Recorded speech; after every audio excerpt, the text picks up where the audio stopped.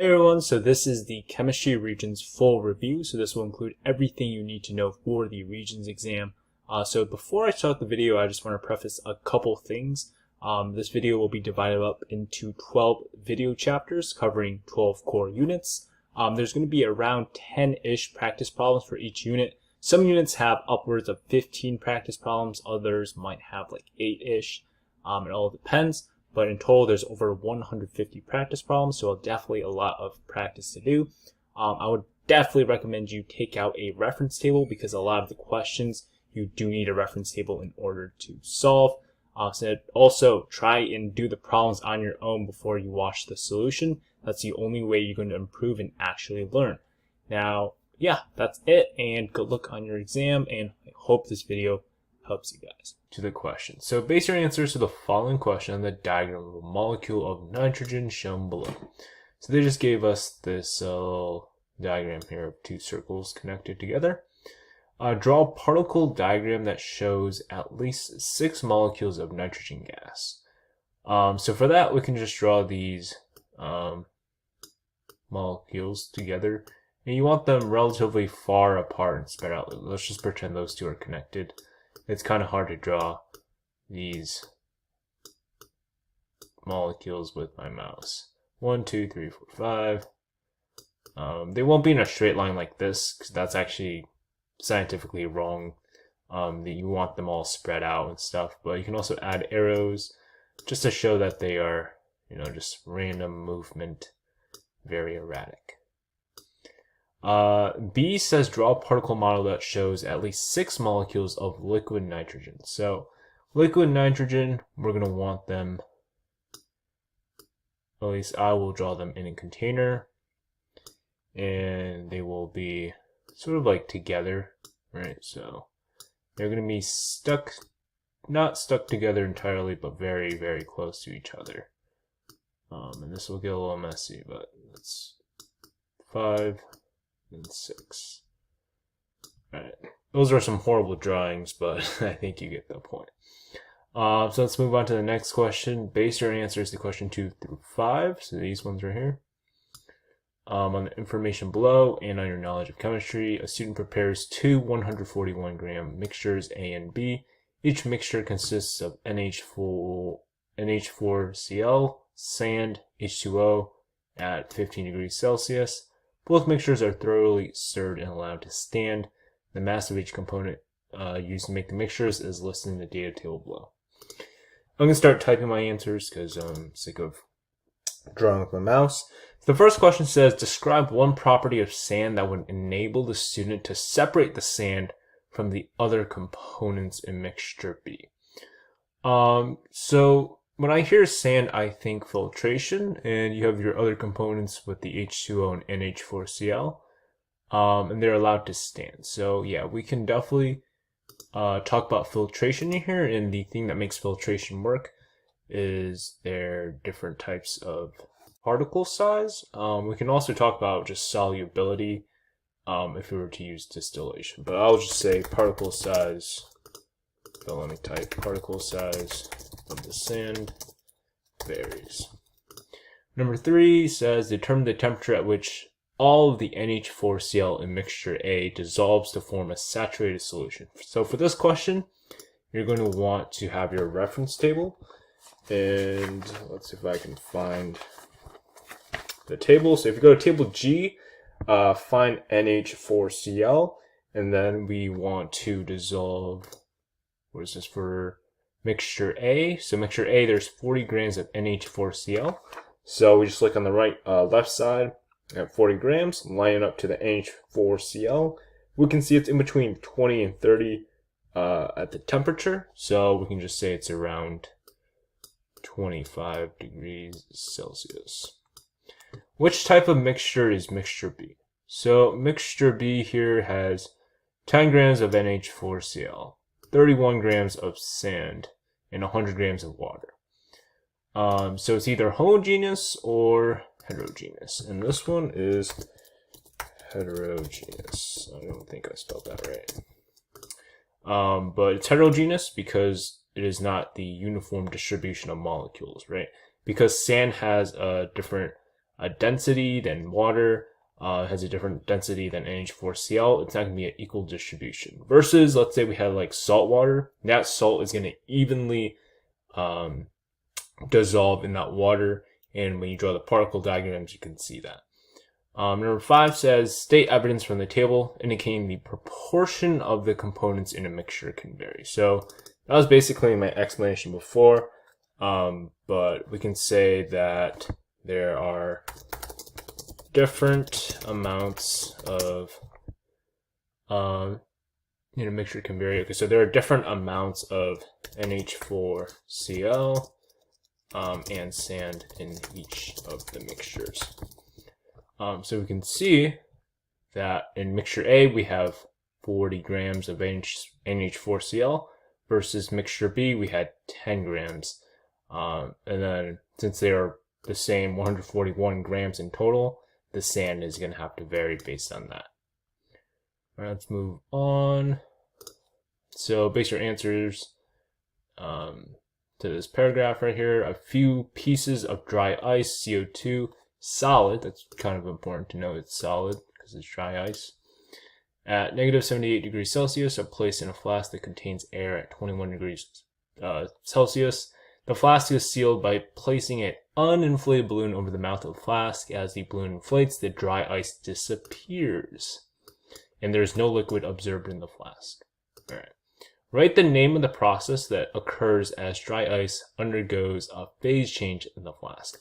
So we know it starts as a solid. I'll just write this to the side. So it starts from a solid. It says no liquid is observed, and the balloon inflates. So can you guess? It goes from a solid to a gas, because the balloon is inflated by gas. So you're just gonna have to know this. Solid to gas directly is called sublimation. All right, number 7. State the direction of heat flow that occurs between dry ice and the air in the flask. So heat flow, this is another rule you need to know. Heat flows from high to low. So we just look at which one had the higher heat to start with. So the air was at 21 degrees Celsius, CO2, dry ice was negative 78 degrees Celsius. So the direction of heat flow is from the air to the dry ice. All right, let's move on. Final 3 questions here. So student investigated the heat transfer using a bottle of water. The student placed the bottle in a room at 20.5 degrees Celsius. The student measured the temperature of the water in the bottle at 7 a.m. and again at 3 p.m. The data from the investigation is shown in the table below. So we can see that the mass of the water didn't change, so nothing really evaporated or anything.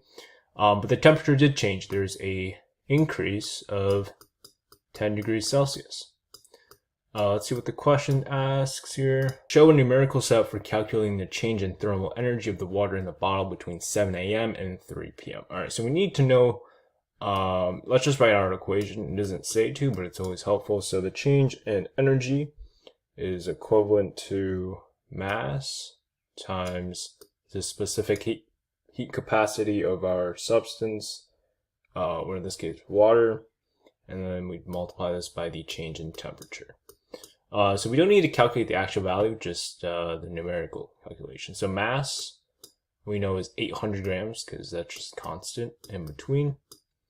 And I don't even think you need units here, really. So we can just write this, times the specific heat of water, which is represented by C, that is 4.18. And then the change in temperature, like we said before, is 10 degrees Celsius. Let's see what number 9 is saying. So it says state the direction of heat transfer between the surroundings and the water in the bottle between 7 a.m. and 3 p.m.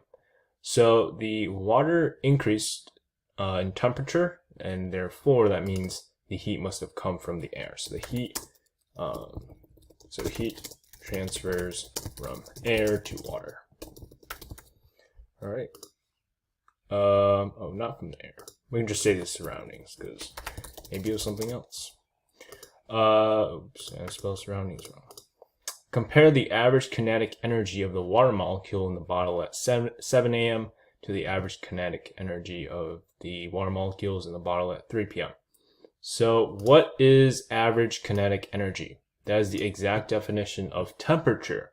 So if you have an increased temperature, that means you'll have a increased average kinetic energy. So 3 p.m. equals, why am I still writing? I'm just going to say 3 p.m. has the more average kinetic energy than 7 a.m. The bright line spectra observed in the spectroscope for 3 elements and a mixture of 2 of these elements are represented in the diagram below. The first question says, describe in terms of both electrons and energy state how the light represented by the spectral lines is produced. Well, I'll explain how it's produced. So basically what happens is when you have electrons in, the electrons are neutral and in ground state, they're pretty stable, right? But what happens is they can move up to a more excited state or a higher principal energy level. And when they do that, energy is absorbed. However, they don't stay there for very long because when they're there, they're very unstable. So they end up coming back down. And when they come down from a higher energy level to a lower energy level, that's when energy is released. And that is what produces the light. So the configuration, the variance in the valence electrons and all that is what also determines how these bright line spectra are created. So there we have it. So for number 2, explain why the spectrum produced by a 1 gram sample of element Z would have the same spectral lines at the same wavelengths as the spectrum produced by a 2 gram sample of element Z.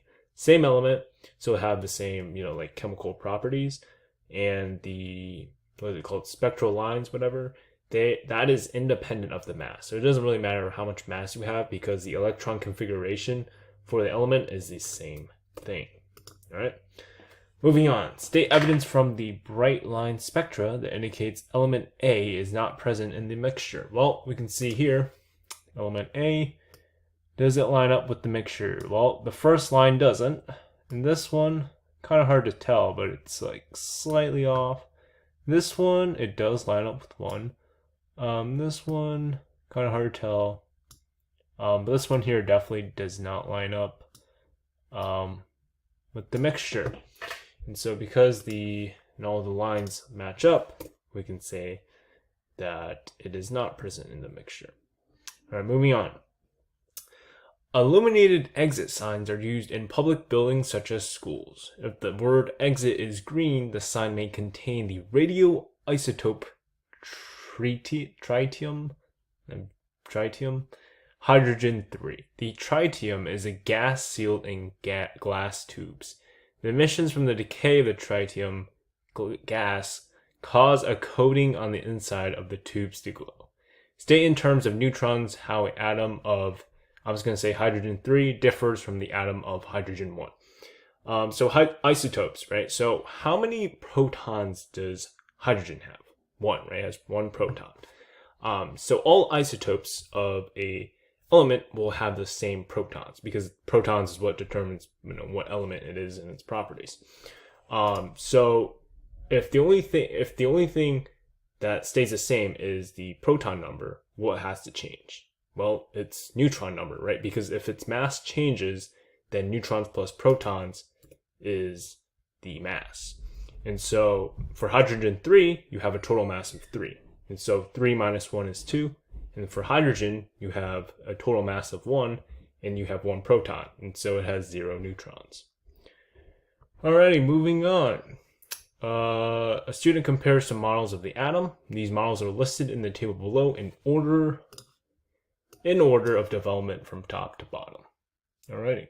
So the first question says, state one way in which the Bohr model agrees with the Thomson model. So the Bohr model is this one right here, and the Thomson model. Let's look at their conclusions. Atoms have small, negatively charged particles. That seems awfully familiar. I mean, yeah, similar to an electron, right? They describe each other. And so the answer here will be that they both describe an electron or small, negatively charged particles.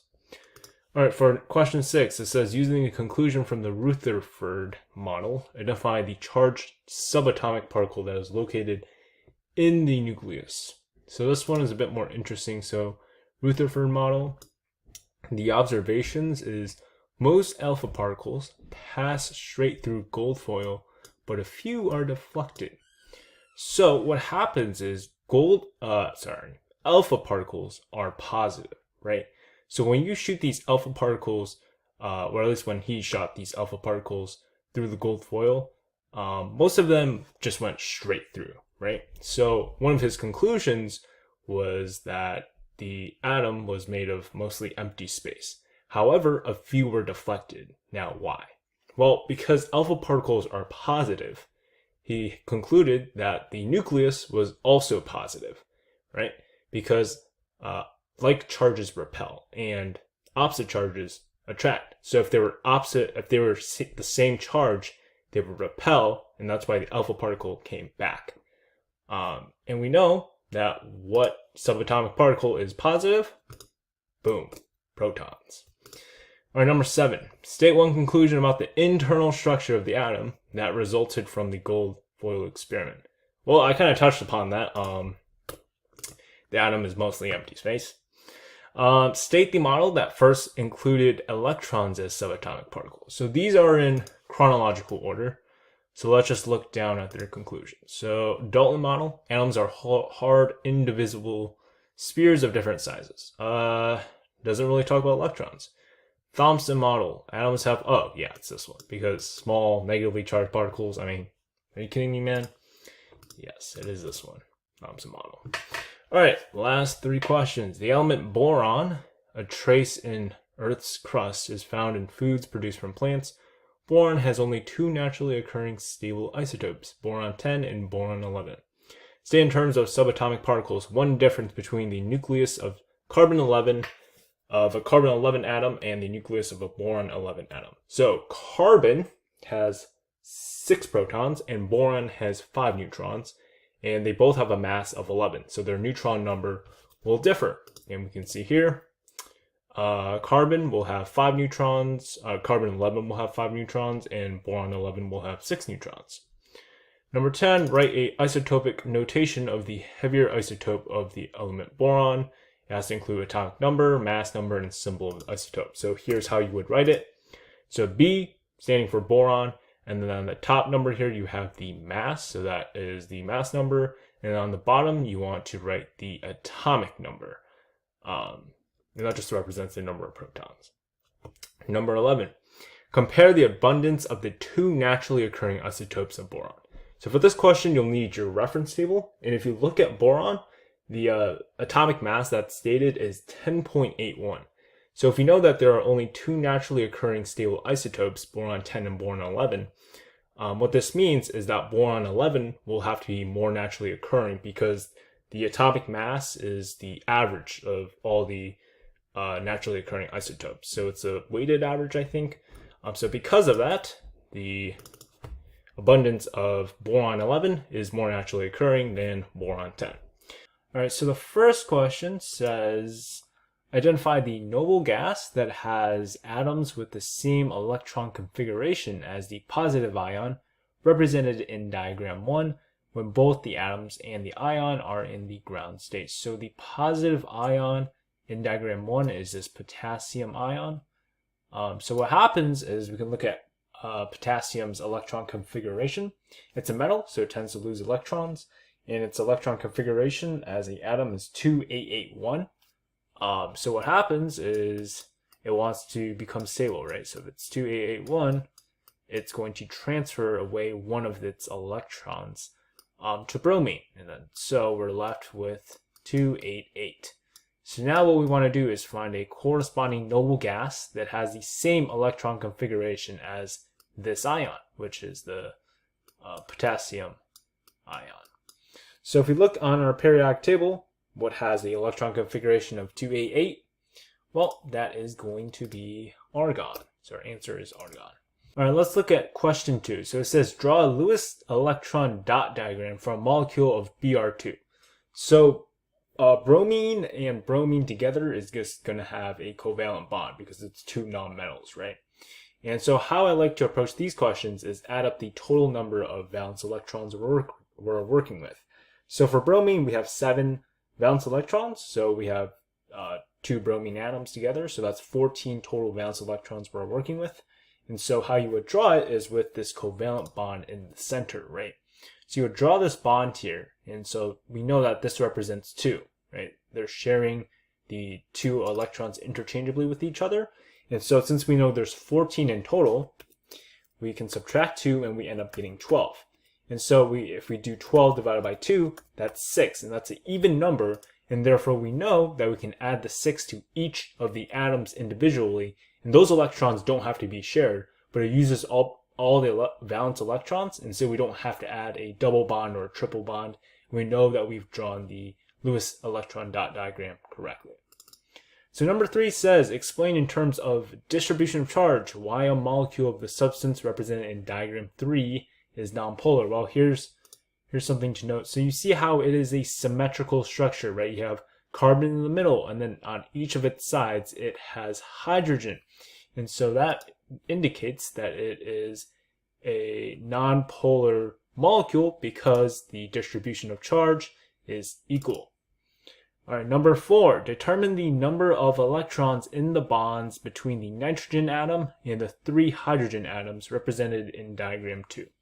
So we can just count, right? So there's 3 hydrogens and 1 nitrogen.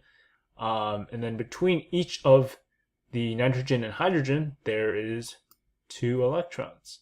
So 2 times 3 is 6. And so our answer for number 4 is 6. Number 5, describe in terms of valence electrons how the chemical bonds form in the substance representing, how the chemical bonds form in the substance represented in diagram 1. So how this works is, as we talked about before, because the potassium atom is a metal, right? It wants to become stable and it'll lose an electron in order to do so. Bromine, on the other hand, is a nonmetal, and so it wants to gain electrons because its electron configuration is 2, 8, 18, 7, right? So if it gains an electron, it'll become stable. And so what happens is that electron from potassium is transferred over to bromine. So there is our answer. Number 6, explain in terms of element classification why K2O is a ionic compound. So what is an ionic compound? So an ionic compound can consist of a metal and nonmetal.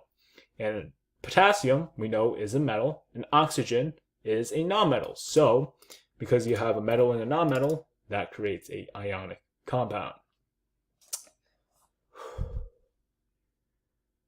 All right, number 7. So there are 6 elements in group 14 on the periodic table. One of these elements has the symbol UUQ, which is a temporary systematic symbol. This element is now known as whatever that is. So it says, state the expected number of valence electrons in an atom of the element of that thing in the ground state. All right, so group 14, we know all the elements in a group have the same number of valence electrons because that's what determines their certain types of properties, right? They're ordered in groups by their valence electrons. And so if you look at group 14 valence electrons, we can see carbon has 4, silicon has 4, and so we can assume that this UUQ also has 4 valence electrons. Number 8, explain in terms of electron shells why each successive element in group 14 has a larger atomic radius as the elements are considered in order of increasing atomic number. All right, so group 14, we can see that carbon has an electron configuration of 2, 4, and then the successive element right below it is silicon with the electron configuration of 2, 8, 4. All right, so it has an additional electron shell, and that increases its atomic radius. All right, number 9. Identify an element in group 14 that is classified as a metalloid. So if you just look at group 14 down the row, you'll just have to notice metalloids are on that staircase thing, right?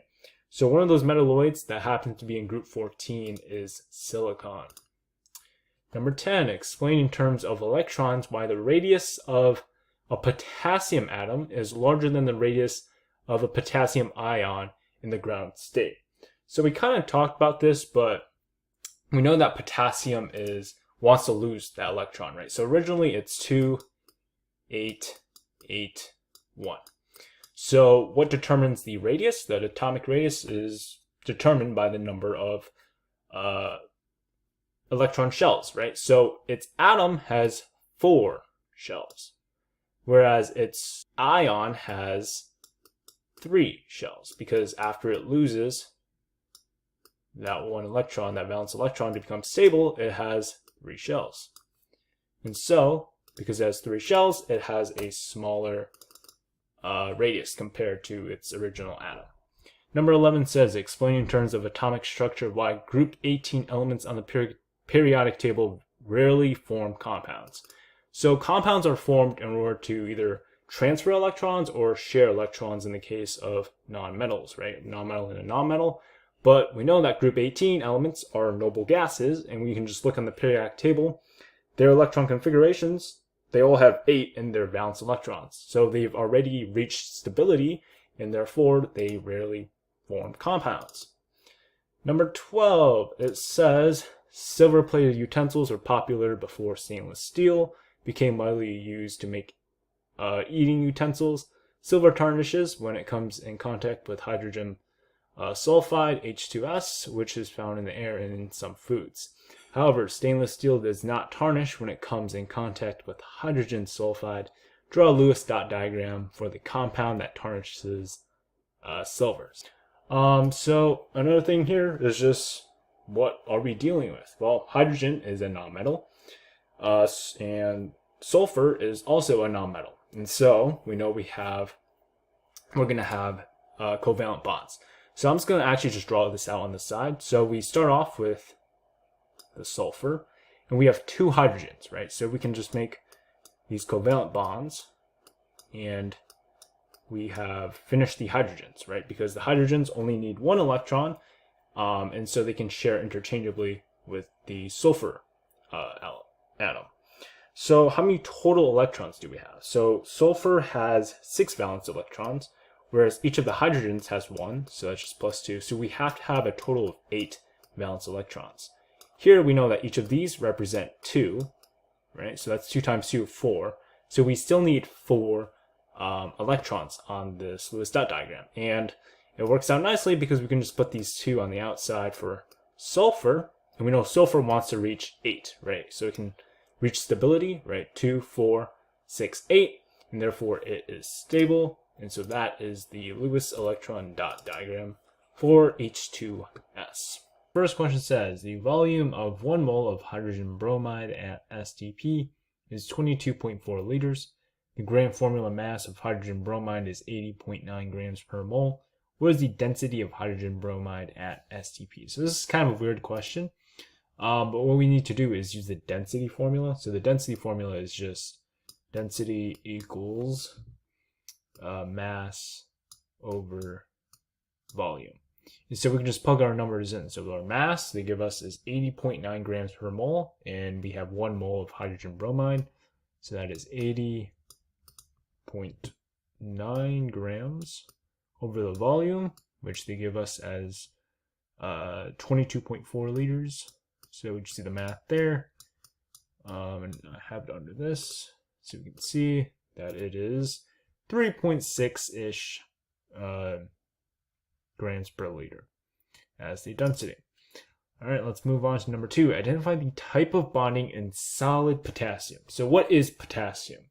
Potassium is a metal, right? So if there's bonding between 2 metals, that indicates that it's a metallic bond.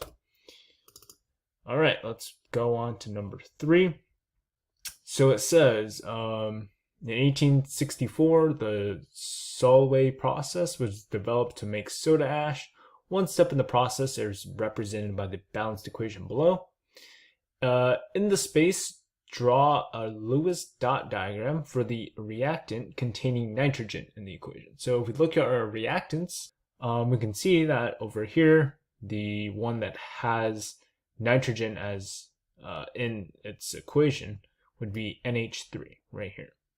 And so if we were to draw a Lewis dot diagram, we'd have to find the number of total valence electrons. So nitrogen has 5, and then each of the hydrogens has 1. So that's 8 total. So if we draw this out, we have nitrogen, and then our hydrogens on the outside.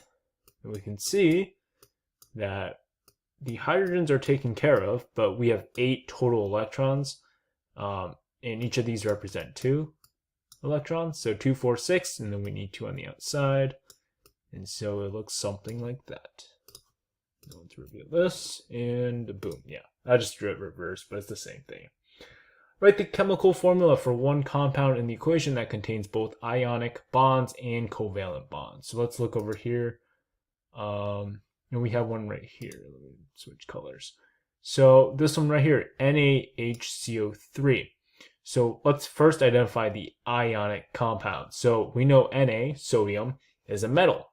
So if we combine metal with whatever this is, I see a bunch of nonmetals, that is going to form a ionic compound. And then the covalent compounds is between each of these nonmetals. So CO3 here has covalent bonds. And so that is one of the possible answer choices. Moving on to number 5.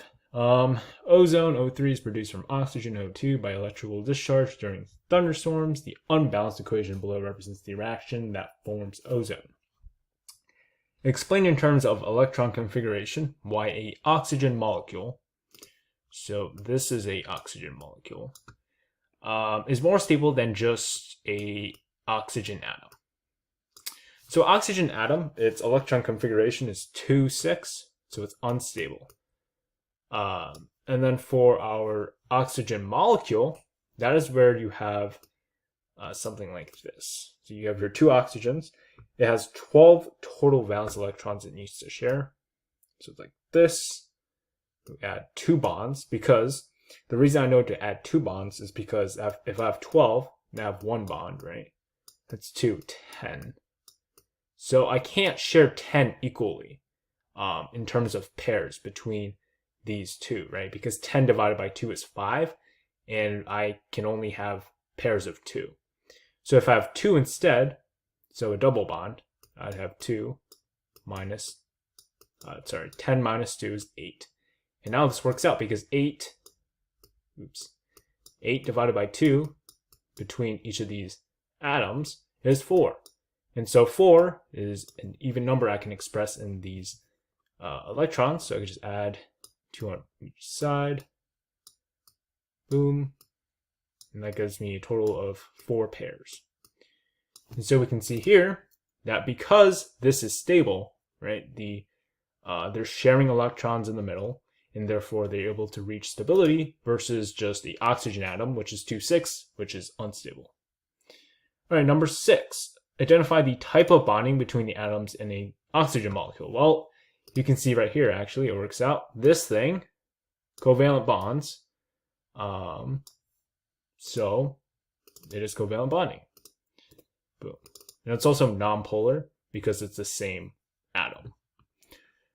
7. Draw a Lewis electron dot diagram for a molecule of chlorine. So let's move over here. So we look at chlorine, right? We're going to do the same strategy we did before with these. We look at chlorine. How many total valence electrons? It has 7 each. So 7 plus 7 is 14. Let's add our single bond, right? Does that work out? So then I would have 12. So if I do this, then I would have 12. 12 divided by 2, because there's 2 atoms right here, gives me 6. Can 6 be expressed by my valence electrons? Yes, it can. And so I can just add these on the outside. And that should give me 14 total. And therefore, was the question, just draw the diagram, and that should be the diagram right there. So, boom, and there it is. All right, question 8. So explain in terms of molecular polarity why hydrogen chloride is more soluble than hydrogen in water under the same conditions of temperature and pressure. All right, so first let's take a look at hydrogen chloride. So what exactly is hydrogen chloride written out as a chemical formula? So you have hydrogen and then chloride. So I just want to make sure this is balanced. So hydrogen is +1 and chlorine is -1. So this is already balanced. All right. So first off, what type of molecule is it? Well, this is a polar molecule, right? Because there are electronegativity differences indicate that, and it's not the same molecule either. So the distribution of their charges is not equal. So knowing this, why is it more soluble than just hydrogen in water? Well, if we had hydrogen alone, that is not just polar, right? And we know that water, so H2O, is polar.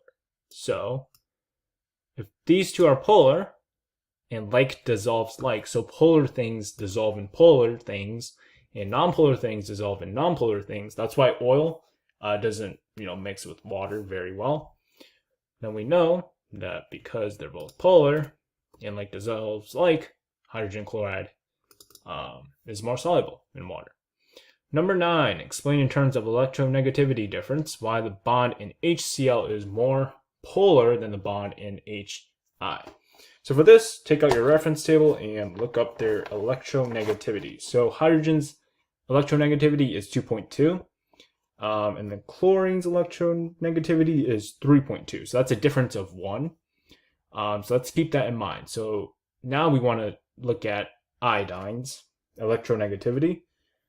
Iodine's electronegativity is 2.7. So 2.7 minus 2.2 is 0.5. So we know that HCl has a greater electronegativity difference. Now, what does this mean when we're talking about polarity? Well, the greater the electronegativity difference, the more polar it is, because essentially what polarity of a molecule determines within the bond is that the sharing of that charge, right? The sharing of electrons is going to be more unequal for more polar molecules versus a non-polar one. So there we have it. The greater difference means it's more polar. Number 10, the density of hydrogen at STP is 0.0899 grams per liter. Express this density to 2 significant figures. All right, so if we look at this sig figs, right, we're going to start with a decimal. So there's a decimal, so we're going to start on the left side. So if it's 0.0, right? So right now, number of sig figs is 0. But now we have our first term, 8. But we see this is 899. So we can actually round this to just 9. So how many sig figs is this? Well, we just move from the left to the right until we reach the first term. So this is 1 sig fig, so we need another term here. And since we're rounding it, we can just call this 0. Oops. And once we reach the first non-zero number, everything after that counts as a sig fig. So this is 2 sig figs. And so our answer is 0.090 grams per liter as the density to 2 sig figs. All right, number 11, state evidence that indicates NH3 has stronger intermolecular forces than CF4. So if it has stronger intermolecular forces, right? So intermolecular forces, if this is super high, that means it's harder to break apart the bonds and stuff. And so its boiling point should be very high. And its melting point should be very high as well. So we can just look over here. It's the evidence that NH3 has stronger intermolecular forces than CF4. So let's just look at their boiling points and melting points. Is NH3's boiling point higher? Negative 33.3 is indeed higher than negative 427.8. And is the melting point higher? Negative 77.7 is indeed greater than 183.6. And boom, smiley face. Number 12, explain in terms of molecular structure or distribution of charge. So we have an option here. Why a molecule of methane, which is this, NH4, is nonpolar? Well, if we were to draw this out, it would look like this. And we can just talk about the distribution of charge, right? It's a symmetrical distribution of charge, symmetrical molecule here, and therefore it is nonpolar. Equal distribution of charge. Number 13, draw the electron dot diagram structure of calcium chloride. So calcium chloride, let's write this out, calcium and then chloride. And then once you write this out, you want to make sure it's balanced. So calcium's charge is +2, chlorine's charge is -1, And so if this is +1, +2, and this is -1, we'll need 2 chlorines to balance it out. So now we just need to draw the electron dot structure for this. And something to note here is calcium is a metal and chlorine is a nonmetal. So metal plus nonmetal, ionic bonding. So how you would draw this is like this. So first we want to express the metal. It's a bad bracket. So express the metal, calcium, and then you're just going to draw the brackets and then the +2 on the outside to show that it lost 2 electrons and transfer those 2 electrons to chlorine. So how I like to do is just draw each of the chlorine atoms, so let's just draw the first one. And then the one that gains electrons, so in our case, the 2 chlorine atoms, you will draw in each of those valence electrons. And then outside the brackets, we can just write -1 to show it gained 1, and then do the same thing for this one. There are a couple of ways you can do it as well. You can put like a 2 on the outside of the first chlorine atom to show that there's 2 of those, but that works too. Let's see. Oh, boom. They're drawing electrons when they gain. That was what I was talking about when you would draw in the electrons, the full shell for the atom that gains those electrons. So yeah, that does it for the first one. It says, show a numerical set for calculating the percent composition of mass of silicon and silicon O2. So pretty straightforward. So the equation for percent comp is just, let me pull over here. It is mass of part over mass of whole times 100. So for this question, we can just have the mass of the part, which is the silicon, over the mass of the entire thing of silicon O2 times 100. And so that is the numerical setup. You don't have to write your answer, but you won't get dot points for that, obviously.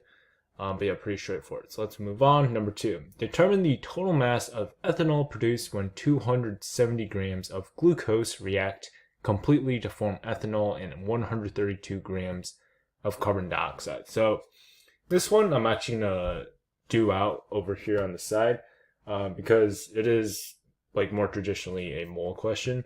So the first thing I like to do is just say what we start off with. So we have what happens when 270 grams of glucose react to completely form ethanol and 132 grams of carbon dioxide. So 270 grams of that glucose.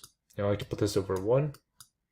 All right, because that's our first bracket here. And now we're trying to find the total mass of ethanol. And ethanol is this thing over here on the products. And so in order to get to that, we need to first convert our glucose into moles. So we have 270 grams of glucose, so we want to find how many moles that is. So the gram formula mass for glucose is 180 grams. All right, and then we can just put 1 on top for 1 mole. You'll see the reason I'm doing this is because the grams on both sides cancel. So this is how you know you're on the right track. And so you're left with moles. And so this part of the equation here will tell you how many moles it translates to. But the next thing we want to do is just find the ratio. So we can see that there is 1 mole of glucose, which produces 2 moles of the ethanol, right? So now we just want to convert this. So 1 mole, and then we can just put this over that ratio over 1 mole. So now we're saying that for every glucose mole we produce over here, what we're going to get is 2 moles of the ethanol. And so now we know how many moles of ethanol we have, so we have to convert those moles of ethanol into grams because that is the total mass. So the gram formula mass of ethanol is 46 grams. We put that on top because 1 mole will cancel with the units. So you'll see here, moles cancel with moles, moles cancel with moles. And now we're left with our final answer of 138 grams. And we can see right here. So yeah, I made sure to spend time on that because that's more traditionally the harder mole concepts of just multi-step layered questions like that. All right, number 3, determine the molarity of this solution. So molarity of the solution, the equation, let me just pull that out. Molarity is moles of solute over liters of solution. All right, so how many moles do we have here? It says in the equation that this 2.5 liter aqueous solution contains 1.25 moles. So we have 1.25 moles on top, and then The second part of the equation is just the liter of solution, and so we just have 2.5 liters on the bottom. So 1.25 divided by 2.5 gives us 0.5 mole. All right, number 4, write the empirical formula for absorbic acid. And it says absorbic acid is also just vitamin C. It has the molecular formula of C6H8. So write this out. C6H8O6. So the empirical formula is just the most condensed, simplified version here. So let's find a common factor between all these. We can divide each of these by 2, right? Simplifying 6 divided by 2. So it gives us 3, and then 8 divided by 2 for the hydrogens gives us 4, and oxygen is the same thing. And so now these don't have a common factor anymore, so that is the most condensed version, which is our empirical formula. Number 5, show a numerical setup for calculating the percent composition of mass of oxygen and absorbic acid. So very similar question to number 1. So we just find the total mass of the oxygen, which is 96 grams, over absorbic acid, which is this formula over here. So you can add that up, but I will tell you that it is 176 grams. So that gives you number 6. Determine the number of moles of vitamin C in an orange that contains 0.071 grams of vitamin C. So we have 0.071 grams, and we're trying to find how many moles that is. Well, we know that the gram formula mass is 176 moles per grams per mole, right? So we can just set 0.071 over 176 to find our number of moles. So you'll see here, I did a little differently here, but you can see it's using the same similar setup to number 2. All right, number 7, in the space below, calculate the gram formula mass of glycine. Your response must include both a numerical setup and calculate a result. So glycine is this formula up here, that organic compound. So pretty straightforward here. We're just going to literally just add, I'm going to find like nitrogen on the reference table, find its mass, hydrogen, carbon, etc. So it should look something like this, and you should get 75 grams as your final numerical answer. All right, number 8. So we have hydrogen peroxide as a water-soluble compound. The concentration of an aqueous hydrogen peroxide solution, that is 3%. Let's underline that. 3% by mass is used as an antiseptic, and that's the equation for it. Calculate the total mass of H2O2 in 20 grams of an aqueous H2O solution that is used as an antiseptic. It must include both the numerical setup and calculate result. So this is to find the mass here, because they give us the percent composition of by mass, which is 3% they stated. We can just use the same equation we did before with percent composition of mass equals mass of part over mass of whole times 100. So we have the percent composition, which is 3%. And then what we're trying to find is the total mass of H2O2. So that would be our part, because our whole is just the entire solution, which is the aqueous H2O2 solution where the septic has been dissolved in. So we can just call this X, and then 20 grams on the bottom as our whole, and then times 100. And now we just solve for X, and so X ends up being 0. Oops, that's a bad X. So X ends up being 0.6 grams. And we can see here, check. Yes, sir. All right, number 9. Identify the type of chemical reaction represented by the balanced equation. So we have a compound here, right? And it breaks apart into 2 smaller parts. And so that is a clear indicator of decomposition. Boom. All right, number 10. Calculate the percent error of the student's experimental result. Need the correct numerical setup and calculate the result. All right, so the student measured had an accepted value of 20.9%, so that's what he was supposed to get. They did an experiment, and they got it to be 21.4%. So the equation for percent error is just measured minus accepted over accepted times 100. So, like I said before, it's a very heavy on plugging and chugging with equations, but you should get positive 2.39%. All right, number 11, determine the total number of moles of oxygen that completely react with 8 moles of C2H6. All right. So if we had 8 moles of C2H6 on this side, in this equation it shows 2 moles, all right? And so we're trying to find the number of moles of oxygen.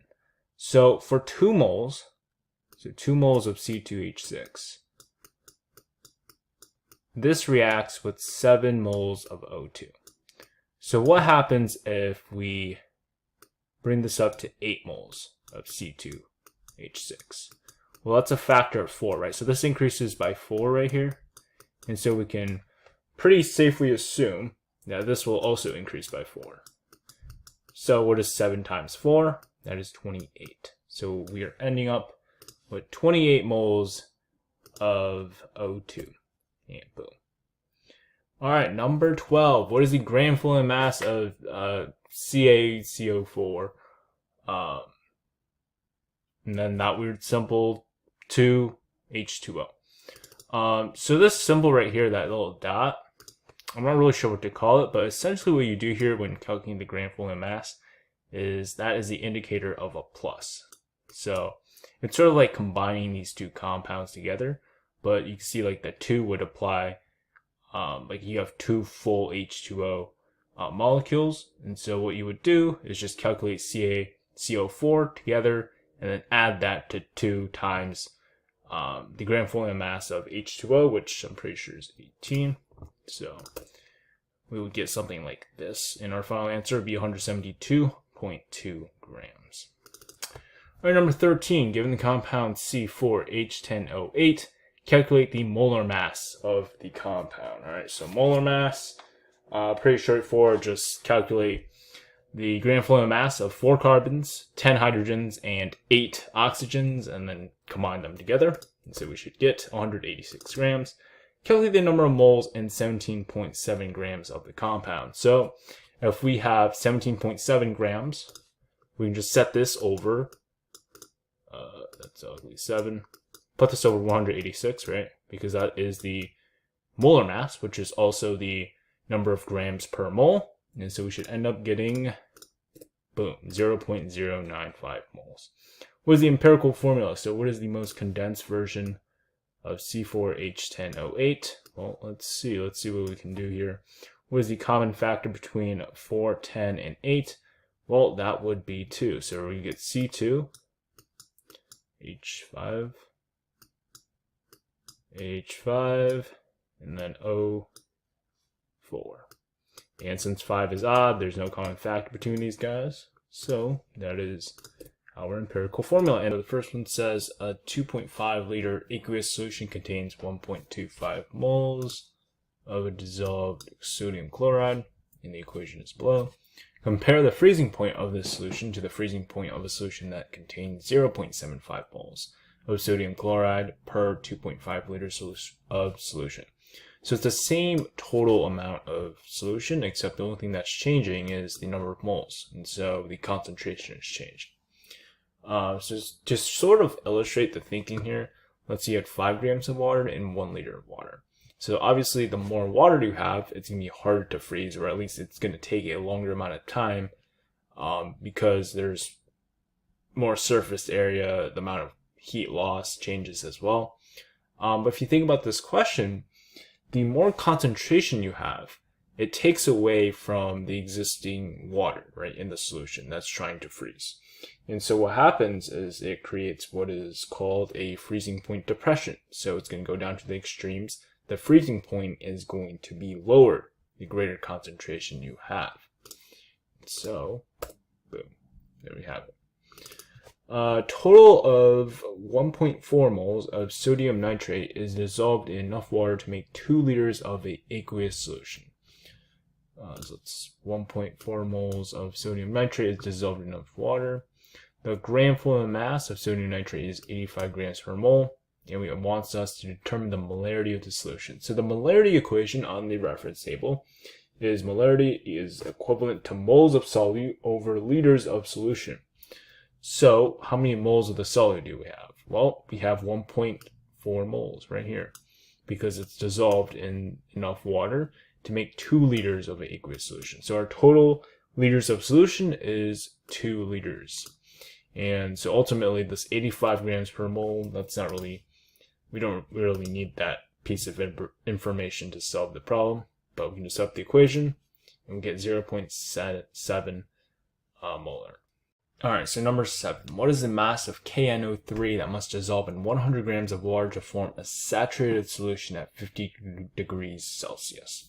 So for this one, go to table G on your reference table, and we know that it has to be dissolved in 100 grams of water, which is nice because the reference table is already in scale with solubility per 100 grams of H2O. And it needs to form a saturated solution at 50 degrees Celsius. All right, so go to 50 degrees Celsius and you're just going to line it up, right? So you can go from 50 degrees Celsius all the way up to KNO3 and then just find where that intersects with the curve of KNO3. And we can see it's in between 80 and 90. So let's say about 84 grams. And so that is the total amount of KNO3 that is going to be dissolved in that 100 grams of water to form a saturated solution at 50 degrees Celsius. All right, number 8. Explain in terms of distribution of particles why the solution is a homogeneous mixture. So what we have here is HCl gas, and it is dissolved in, looks like 200 grams of water at 20 degrees Celsius. And so what happens here is that the HCl becomes H plus ions and is Cl ions. And so these ions are now in that water. And so when you have a gas that dissolves in a liquid like water, it's going to be homogeneous because the particles or those ions will be equally distributed, right? So it's a uniform distribution, and that is what makes it homogeneous. All right, number 9. Based on reference table G, identify in terms of saturation the type of solution made by the scientists. So the scientists made a solution that has 44 grams of hydrogen chloride gas in 200 grams of water at 20 degrees Celsius. So the first thing to notice here is that they give us this in terms of 200 grams of water. So because the reference table is scaled down to 100 grams of water, we need to scale everything else to that proportion. So if we think about this, it can dissolve 44 grams in 200 grams of water, right? So 44 grams in 200 grams of water. So what this means is that, well, the first thing you have to realize is that the more water you have, the more solute that you're going to be able to dissolve. So because of this, if we scale this down to 100 grams of H2O, what do you think will happen to the amount of grams of hydrogen gas that will dissolve? Well, it's going to be halved as well, because from 200 to 100, it's 1/2. So this will go from 44 grams to 22 grams. And so now we can just line this up, right? 22 grams and 20 degrees Celsius, 20 degrees Celsius and 22 grams. We can line it up and we can see that it is under the curve for the HCl line. And HCl is one of those examples that you know it's a gas because the curve goes down. So as you increase temperature, it gets less soluble. So as a matter of fact, even if you didn't scale this down, even if you were at 44 grams at 20 degrees Celsius, you'd still be under that curve. And so it is unsaturated. So let's see here. Boom. All right, so number 10, identify the 2 ions present in the solute. So what is a solute? Looks like it is 3 moles of dissolved NH4Cl. All right, so NH4 and Cl. So pretty simple here. We just want to identify the charges on each of these. So NH4, you can find the charge on table E. NH4 is ammonium, which has a positive charge. So our first one is just NH4 plus, and then our second one will be Cl, and I'm assuming this is a balanced equation, so Cl should be negative. And so that is our 2 ions. All right, determine the molarity of the solution. So very similar to a question we did up there. Molarity is just moles of solute over moles of solution. And so we can just have the moles of solute, which in our case is 3 moles over the liters of solution, which is 2 liters. So 3 over 2 is 1.5. And there we have it. A few pieces of dry ice are at negative 78 degrees Celsius. They're placed in a flask that contains air at 21 degrees Celsius. The flask is sealed with an uninflated balloon. As the balloon inflates, the dry ice disappears and there's no liquid in the flask. Compare the entropy of the CO2 molecules in the dry ice to the entropy of the CO2 molecules in the inflated balloon. So first off, what is entropy? So entropy is just the measure of a disorder of a system, all right? So if we think about it, if we go from CO2 molecules in dry ice, which is a solid, to CO2 molecules in an inflated balloon, where they're going to be gas, right? What happens to the disorder, right? Well, the structure of a solid is much more structurally fixed, right? Versus gas molecules, which go all over the place. And so it's not hard to see which one's more disordered here. It's going to be the gas. And so the entropy of the molecules in dry ice will be less than that of the ones in an inflated balloon. Number 2, describe how the catalyst, zymase, speeds up this reaction. So we've got this reaction here, and it's a pretty simple question that's just asking, what happens if we add a catalyst. So what does a catalyst actually do in a reaction? Well, it doesn't really do anything to the start of your reactants, right? The potential energy of your reactants or your final product, right? You're going to end up with the same thing. So what does it actually do? Well, a catalyst just speeds up your reaction. And so when you have a reaction, let's say we have a chart here. You're going to start off with, let's say, just your potential energy of your reactants. Then it goes through with activation energy, the initial activation energy. And then it's going to drop back down and like this. So this would be like exothermic, or if you had something that was endothermic, it would look like this. Go like this, boom, and then comes back down. And so catalyst at the end of the day is just what dictates this thing right here. All that. So that would be lowered. And so ultimately, it would be speeding up the reaction. So it decreases that activation energy. All right, number 3. State the effect on the concentration of the ClO ion when there is a decrease in concentration of the OH minus ion. So OH minus is right here. So it wants us to state what happens to this when this goes down. So let's think about it. If this goes down, because according to Le Chatelier's principle, what needs to happen is this needs to be balanced, right? So if the left side goes down, what happens is the right side has more. And so the right side will start producing and shift this equilibrium position this way to create more and maintain that equilibrium. And so if the products on the right side are being used, that means ClO will decrease. And so ultimately, there's also a decrease for ClO ions. Number 4, explain why the container must be closed to maintain equilibrium. So equilibrium is just the forward and reverse reactions of each of these reactions. And so it needs to be closed. So first off, gas doesn't escape, right? Like Cl2 gas, you wouldn't want that escaping, and that would just mess up the entire reaction. And so also in addition, so like matter doesn't just leave the system. So that is why it has to be at equilibrium. And that's why it has to be closed. So number 5, compare the rate of the forward reaction to the rate of the reverse reaction. So this one, because it's in equilibrium, it's just equal and reversible. Number 8, state 2 methods to increase the rate of reaction and explain in terms of particle behavior how each method increases the reaction rate. So 2 simple ones here are first temperature, all right? So what does temperature do? So if you increase the temperature, you're going to increase the speed of the molecules, right? It's because what happens with that, the particles will then collide with each other much more frequently because they're moving much faster, right? There's an increased likelihood of them colliding with each other. Another one you could use is something like, I don't know, like surface area. So surface area means that there's more area for them to collide with each other versus, so let's add a drawing. Like here, you could hit it at any of these points, right? Any of these points, versus if you had very small increased, smaller molecules, but increased surface area, you can hit them from all these other angles. And so that would increase the chances for a collision. And so let's see what...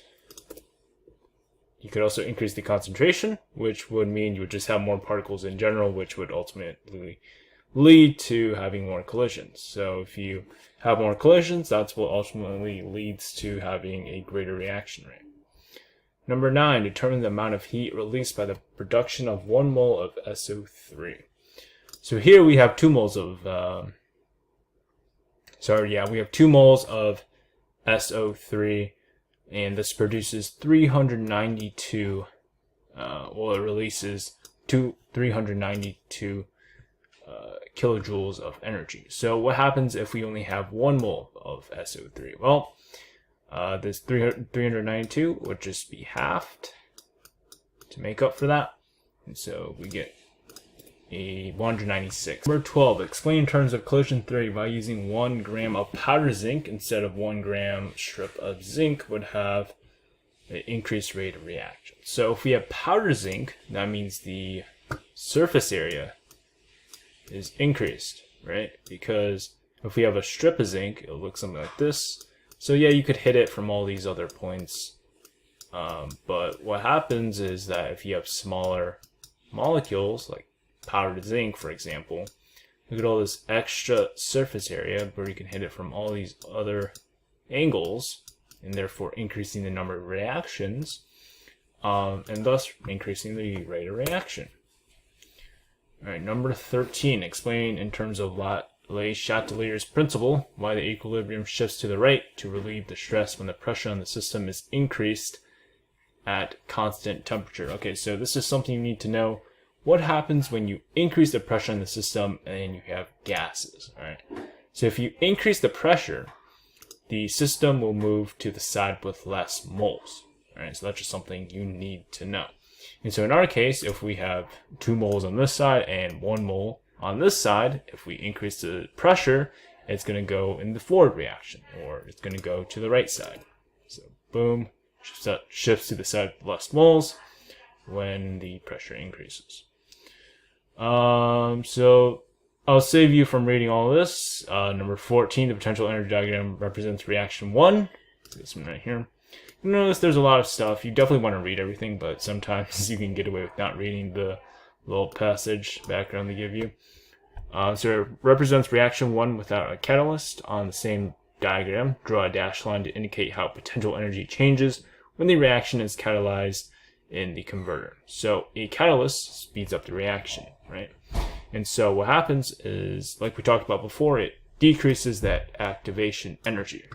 And so the potential energy of the reactants is going to be the same thing, except when it comes to this activation energy, it's not going to reach as high. So just go boom. So it's going to follow the same pattern, but when it comes back down, it's going to have the same trend. It's going to finish with the same potential energy of the products here. So curve down somewhat like this. I couldn't really cover that before. First question says, using the data, determine the concentration of HCl, which is the acid. Alright, so the data here is in the passage, so let's actually read that. So a 25 milliliter sample of HCl is neutralized by 15 milliliters of 0.2 molar NaOH, which is our base. So we can just use the titration equation, which is M of the acid, so the molarity of the acid, I wanted to write the volume of that acid is equivalent to the molarity of the base and the the volume of the base. So we already know the molarity of the base, which is 0.2, and we know the volume of the base, which is 15 milliliters, and we know the volume of the acid, which is 25 milliliters. So all we have to do is just solve for the concentration, which is just the molarity of the acid. So we accept the equation, and we find that the molarity is 0.12 molar. Based on the data, the calculated molarity of HCl should be expressed to what number of significant digits, or figures. So for multiplication, how sig figs work is you're going to find the number of sig figs in each of the values that you calculate, and then you have to round to the one that is the least number of sig figs. So in our case, we have 25.0, which has 3 sig figs. And then we have 15.0, which also has 3 sig figs. And then we have 0.20, which has 2 sig figs, right? Because when you're counting with a decimal from left to right, you don't negate the 0. And then once you reach 2, that's just 1 and then 2 sig figs. So we have to round to 2 sig figs here. And so that is our answer for 2. Number 3, complete the equation for the neutralization reaction that occurs by writing a formula for each product. So what is the neutralization reaction? So a neutralization reaction is where an acid and a base come together to create water and a salt. And so water, we know, is just H2O, right? So the easy way to solve these problems is to just take out H2O. So we have the H from the HCl, and then the other H and the oxygen from the NaOH. So we can just cross this out and make our first product, which is H2O. And so now we just need to determine what the salt is, and we just have the remaining product. So we have Na and Cl, so we just combine those two, and they're already balanced, by the way. So we just create NaCl as our salt, and that is our answer. Number 4, to identify the laboratory process described in this passage. So this passage, basically. Well, we kind of talked about this. We used the titration equation, and it talked about a neutralization reaction. So can you guess? Yep, titration. Number 5, say how many times greater the hydronium ion concentration in HCl is than the hydronium ion concentration in whatever that is. So we're comparing a pH of 2 to a pH of 3. And we know that hydronium ions increase as you become more acidic, right? And we know that a pH of 2 is more acidic than a pH of 3 by a factor of 10 because it scales, right? So if we had a difference between 2 and 4 in terms of pH, that would be a difference of 100. But in our case, the difference between 2 and 3 is just 10. And so the hydronium ion concentration also has a factor difference of 10. Number 6, complete the table by writing the color of thymol blue in the NaCl aqueous solution and in the NaOH aqueous solution. So for this one, just go to your reference table, and let's see if I can find it. Go to table M, and we're just going to compare the pH and what they would be in terms of the color change. So for NaCl, we have a pH of 7, and then the color in thymol blue. Thymol blue ranges from 8 to 9.6, which gives you yellow and blue respectively. And so because the pH of 7 is under 8, we're going to have a color change of yellow for NaCl. Boom. And then for NaOH, we have a pH of 12. 12 is above 9.6, so we're going to get blue. Boom. All right, let's move on. So number 7, determine the concentration of KOH. And this is another titration question. So we can just set up our equation with molarity of the acid times the volume of the acid equals molarity of the base times volume of the base. So here we're just trying to find the molarity of our base here. So we just set up the equation like so. We find the molarity is 0.17 molar. Number 8, compare the number of moles of H plus aqueous ions to the number of moles of OH minus ions in the titration mixture when the HCl aqueous is exactly neutralized by KOH. So if it's neutralized, so the first thing I think would be useful here is what exactly is titration? So titration is where, like, let's say you have, this is not a really accurate drawing, but let's say you have like a beaker here, and you have, I don't know, like a base. I don't know what base this is. Let's just call this,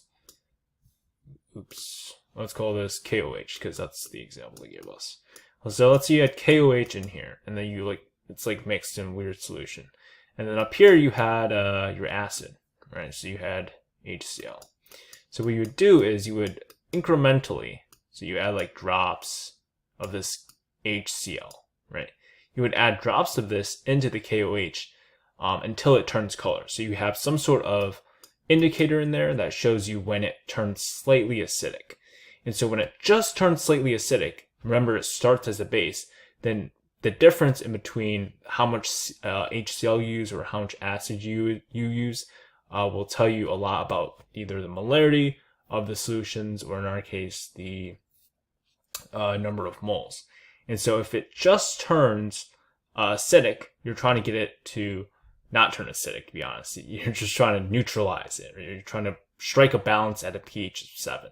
So if you strike a balance at a pH of 7, that is where you have a balance, actually, of H plus ions and OH minus ions.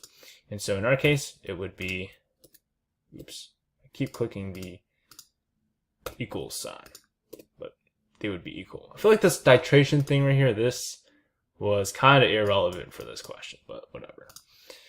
Number 9, carbonated beverages are made by forcing carbon dioxide into a beverage solution. When a bottle of one kind of carbonated beverage is first opened, it has a pH of 3. So when it's left open for several hours, hydronium concentration decreases to 1/1000th of the original concentration, determine the new pH of the beverage. So the hydronium ion, we talked about this before, hydronium ions stick with acidic solutions, right? And so if it decreases, so if this hydronium ion decreases, we know it gets more basic. So the pH will increase. And it starts at a pH of 3, right? And since we know that each pH that goes up is a factor of 10, and we have 1/1000th, so if we go to 4, 5, and then 6, so from 3 to 4, it'd be 1/10th. Hydronium ion concentration, 4 to 5 would be 1/100th, and 5 to 6 is just 1/1000th. Actually, this is inaccurate. It's 3 to 4 is 1/10th, 3 to 5 is 1/100th, and 3 to 6 is 1/1000th. So in our case, the new pH would be 6. All right, number 10. State in terms of the pH scale why this beverage is classified as acidic. Well, it's under 7. 7 is neutral. Anything under it is acidic. Anything above it is basic. So, yeah, pH under 7. Number 11.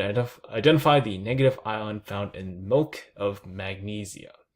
So, milk of magnesia, it's a mixture of magnesium hydroxide, which is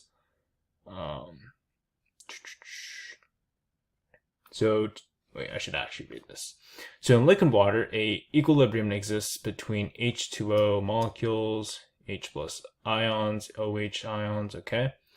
And if someone is experiencing acid indigestion after drinking tomato juice, they can ingest milk of magnesia to reduce acidity. So I'm assuming it's basic, okay? So tomato juice has a pH of 4, milk of magnesia has a pH value of 10. Okay, that makes more sense. Okay, so because it has a pH value of 10, it's above 7, right? So 7 is neutral, so 10 is basic.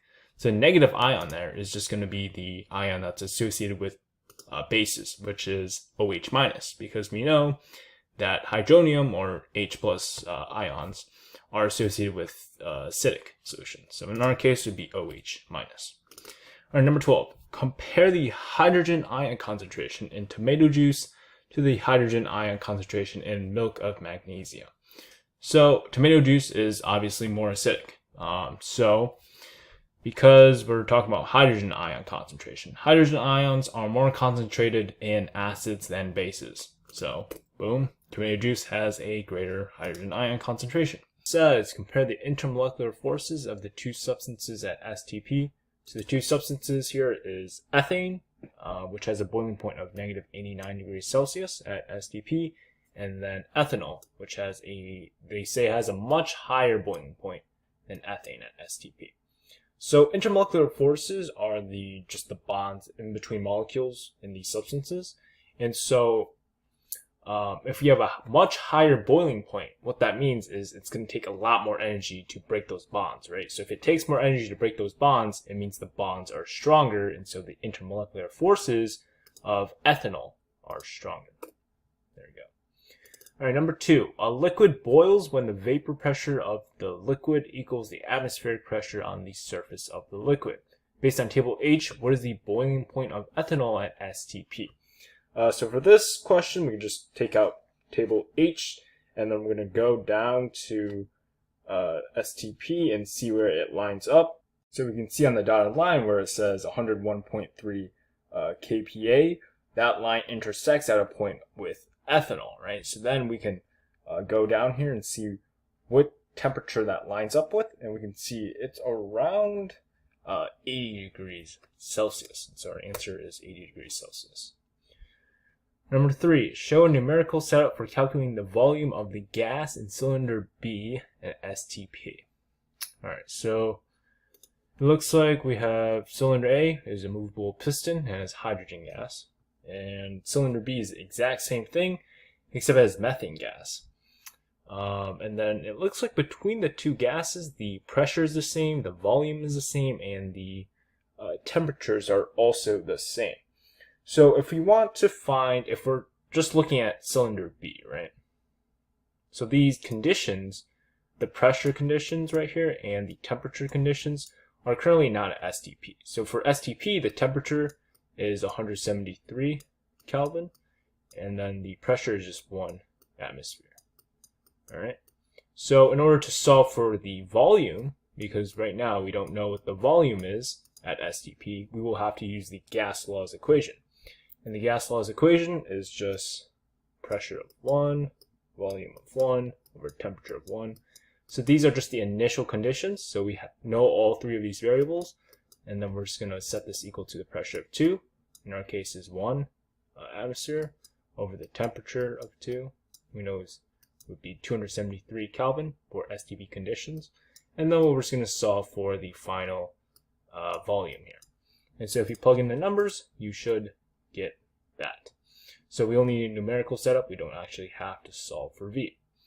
Number 4, state a change in temperature and a change in pressure that will cause the gas in cylinder A to behave more like ideal gas. So you're just going to have to know this off the top of your head. So ideal gases, they want to have high temperature and lower pressure. Now real gases, in contrast, have lower temperature, are closer together, and therefore have high pressure.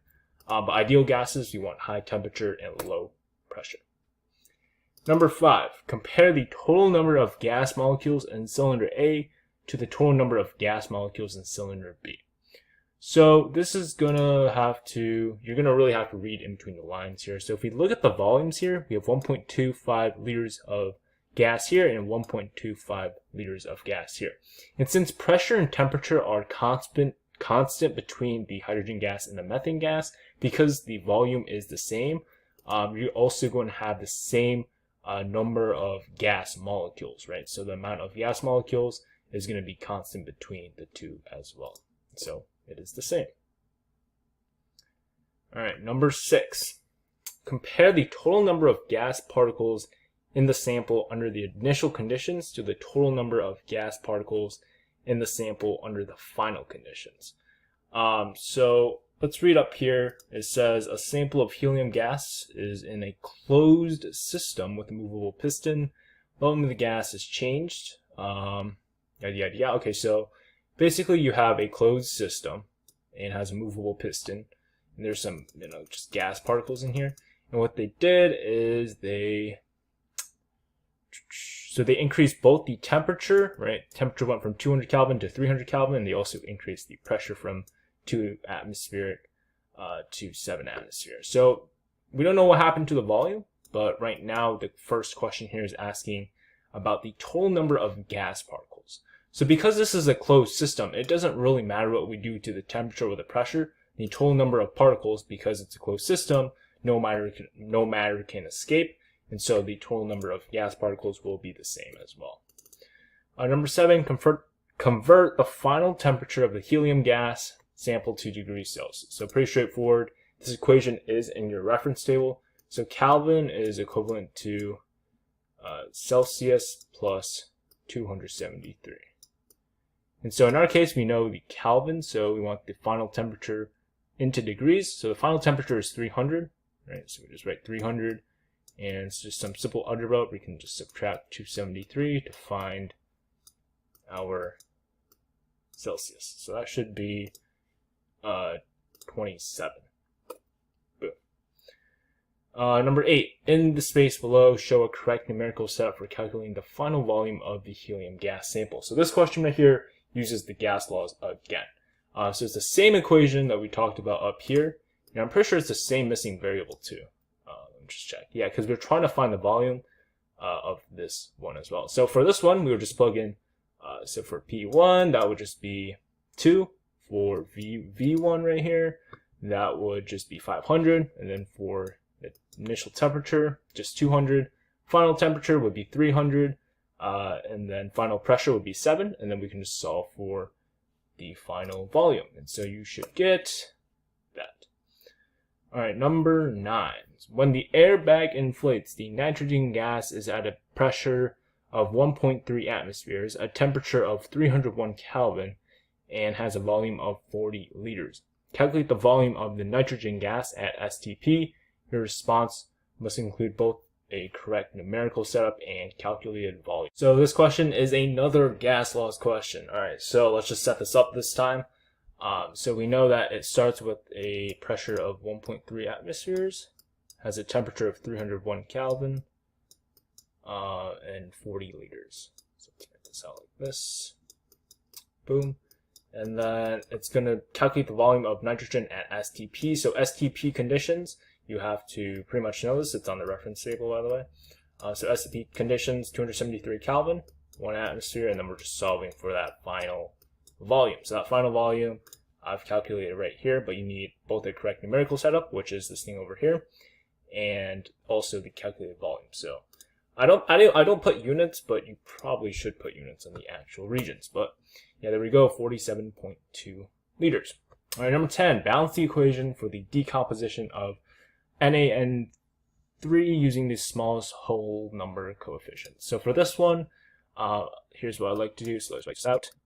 NaN3 goes to Na. Oops. Ordinance process. Boom, boom, boom. All right. So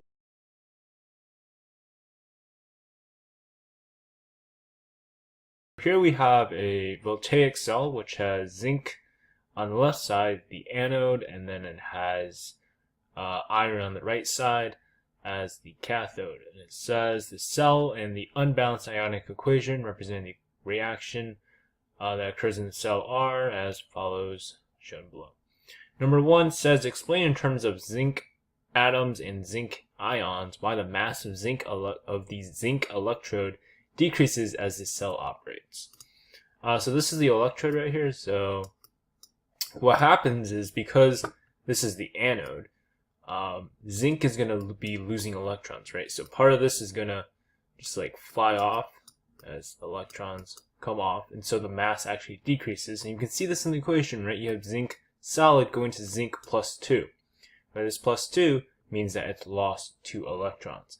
And so the mass of the zinc electrode decreases as it operates because it is oxidized.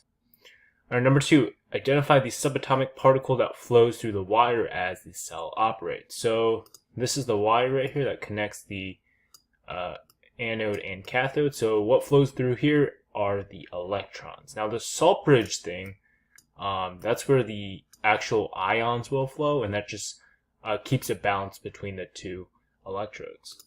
But for number 2, that is going to be electrons. All right, moving on. Number 3, write a balanced half reaction equation for the reduction of the iron ions and iron 3 oxide to iron atoms. All right, so for this one, we're going to start off with our iron 3, iron plus 3, because it wants us to show the reduction for iron 3 oxide to iron atoms. So we're going to have an addition of 3 electrons, and that is all going to go to iron, 1 iron atom.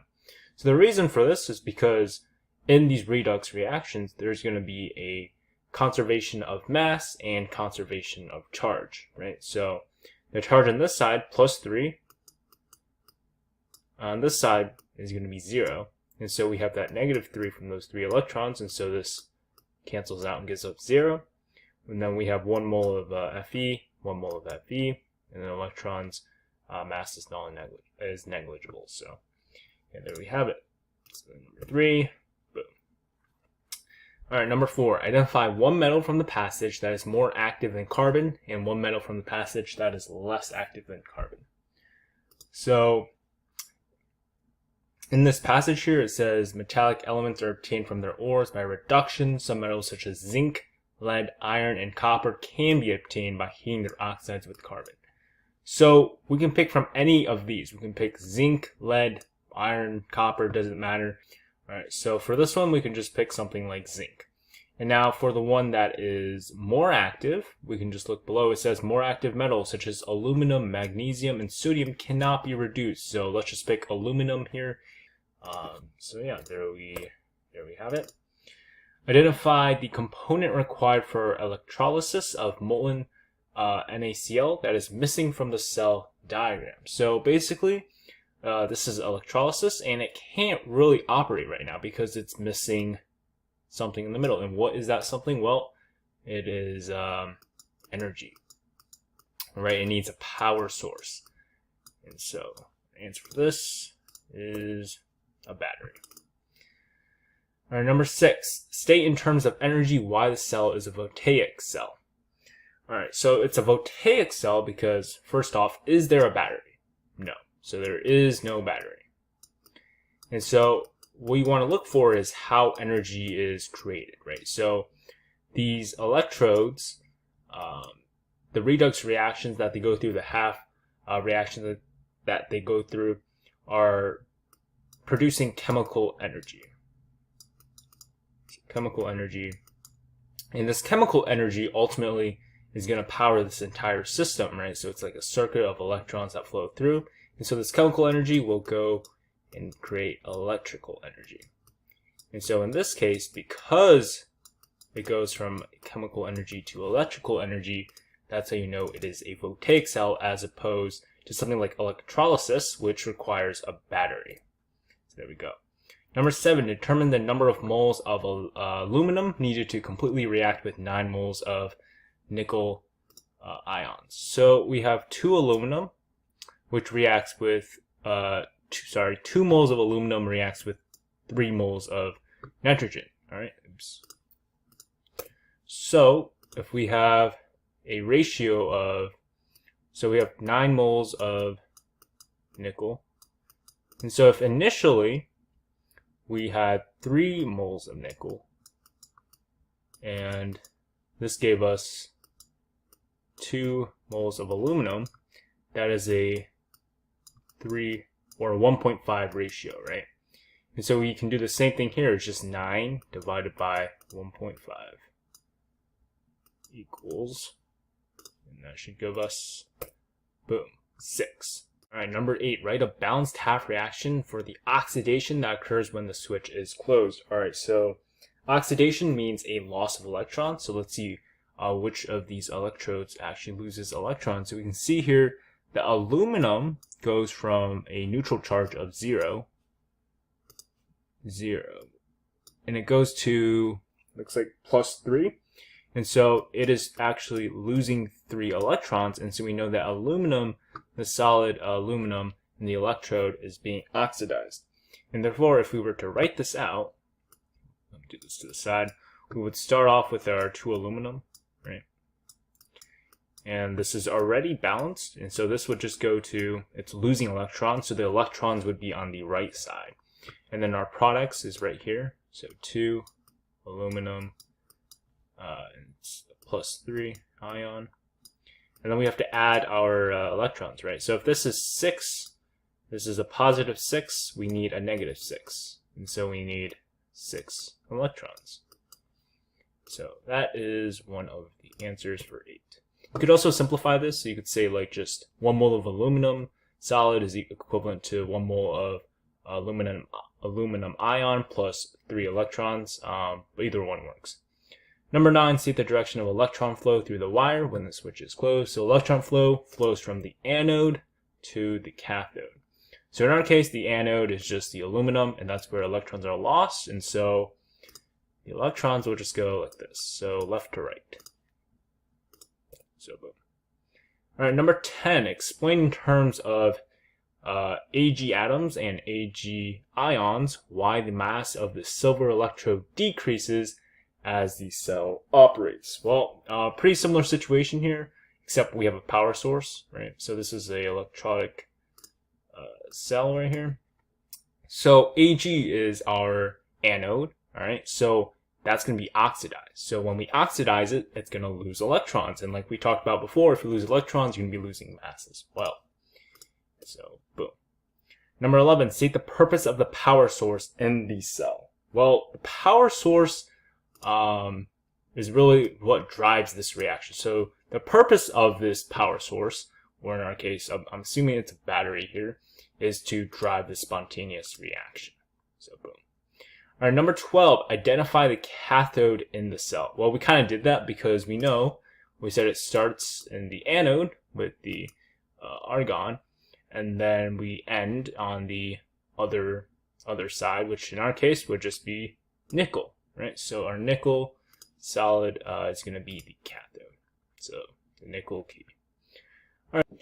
So the first question says, draw a structural formula for the hydrocarbon that is approximately 2% of natural gas. And so we want to read this thing up here.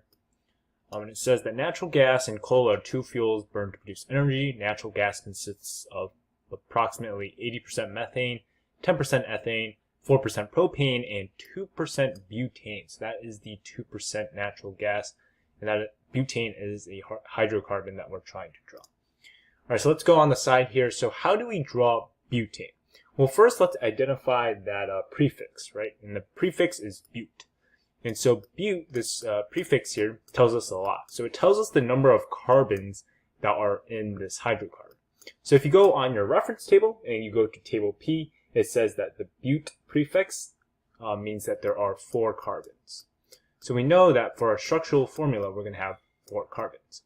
And now let's look at the ending, right? So it's butane. So it is part of the alkane homologous series. And so what this means is that there are single bonds. So single bonds. And now why is this important? Because if we know that there are single bonds, that helps us determine how many hydrogens we have, right? So first, if we were to draw this, let's just write out our 4 carbons. And then we'll connect them. And we know there's single bonds because it's the alkane series. And now we want to figure out how many hydrogens there are. Well, we can use the formula that is provided on the reference table as well. If we go to table Q, alkanes, the general formula is as follows. So carbon N, hydrogen 2N plus 2. So what does this mean? So N is just the number of carbon atoms, right? So in our case, we would have C4 because we have 4 carbons. And then we just plug in 4 for N here. So we have 2 times 4 is 8 plus 2 is 10. So you have 10 hydrogens. Now it works out because if we just draw a hydrogen on each of these remaining parts on the carbon, we can see that we will have 10 hydrogens. So that is the structural formula. Number 2, write the general formula for the homologous series that includes the components of the natural gas listed in this passage. Well, we already did that right here. That is the general formula you can use to help you determine how to draw your structural formulas. And for questions like these, very helpful. So there we have it. All right, number 3, identify the class of organic compounds to which ethanol belongs. So ethanol, it says up here that ethanol is C2H5OH.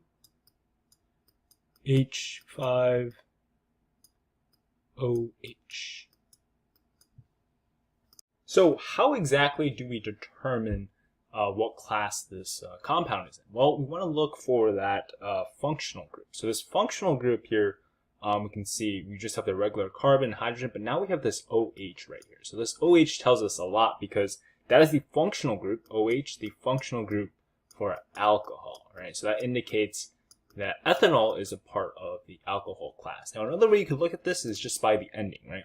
So we have ethanol. So we have that, let's bring this over. We have that anol ending. So where else can you find this anol ending? Well, if you look at the reference table, table R, we can see that the example for alcohol is 1-propanol. So we can see that same ending here, and so you can use that comparison. Let's use a highlighter. You can use that comparison, and that's actually bad. But you can see the anol, so that lines up, and so we know that it is a part of the alcohol class. All right, number 4, to which class of organic compounds does ethyl stearate belong? So where is ethyl stearate? So ethyl stearate is this thing right here. And so we're just going to look at this structural formula and figure out what class it belongs to. So we have a single bonded oxygen on this side and then a double bonded oxygen on this side. So let's look on our reference table R. The reference table is your best friend. And we can see here that it lines up nicely with the ester, right? So we have an ester. The functional group has a double bonded oxygen and then a single bonded oxygen as well. So it lines up there, and therefore we can determine that this ethyl stearate is a part of the ester group.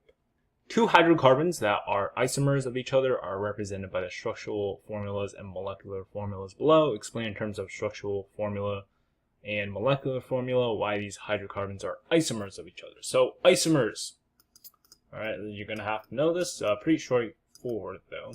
So isomers essentially have the same, actually it's faster if I just type this out, to be honest. They're going to have the same molecular formula, but they're going to have different structural formulas. All right. So what this means is, if we take a look case at hydrocarbon 1 and hydrocarbon 2, we can see that for the first one, they both have a molecular formula of C5H8, right? So if you count up the total carbons and hydrogens, they line up. However, if you were to count the actual naming of these hydrocarbons, right? So that would be determined by the structural formula. That would be different, right? Because here we have double bonds, and here we have triple bonds, and the bonds are also in different locations. So in our case, we can just say it has the same molecular formula in different structural formula. All right, number 7, write the name of the homologous series to which the hydrogen belongs to. So in this case, we have looks like a reaction between bromine and a hydrocarbon. So this is the bromine, and so this is the hydrocarbon in question. So we can see here immediately we have a double bond, and that indicates, table Q, double bonds are a part of the alkenes series. So the answer here is alkenes. Number 8, identify the type of organic reaction. So what's happening here? Let's erase this. So we can see very clearly there is a addition symbol. So here we can just very confidently just say this is addition. So what happens here is you'll see that double bond that was existing before in this hydrocarbon is broken down in order to make room for these bromine atoms to add on to the existing hydrocarbon. So there we can say addition. All right, number 9, explain in terms of bonding why C3H6 is classified as an unsaturated hydrocarbon. So unsaturated hydrocarbons are going to have either double bonds or triple bonds, because saturated hydrocarbons have single bonds. And so is C3H6 a part of the alkane series? Well, it's not, because the alkane series, like we talked about before, it follows this formula here. So in our case, we have 3 carbons and 6 hydrogens. It does not follow the formula here, because here, if we had 3 carbons, we would have 8 hydrogens. Instead, this follows the formula for alkenes. Yeah. So this follows the formula for alkenes, and therefore it's going to have a double bond, and so it is a unsaturated hydrocarbon. All right, the last question here, number 11. In the space below, draw a structural formula for a molecule of 2,2,4-trimethylpentane.